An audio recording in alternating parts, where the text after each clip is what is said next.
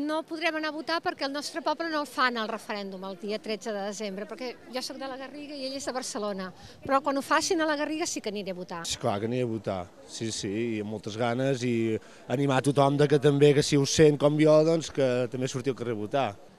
Pues la verdad que no lo tengo muy claro, porque no sé qué opinar sobre esto, pero seguro que votaré algo. Una persona creu en un cas, en una cosa, ha d'anar fins al final. Pues voy a ir a votar que no, sí. Prefiero ir a votar que no i viva Espanya.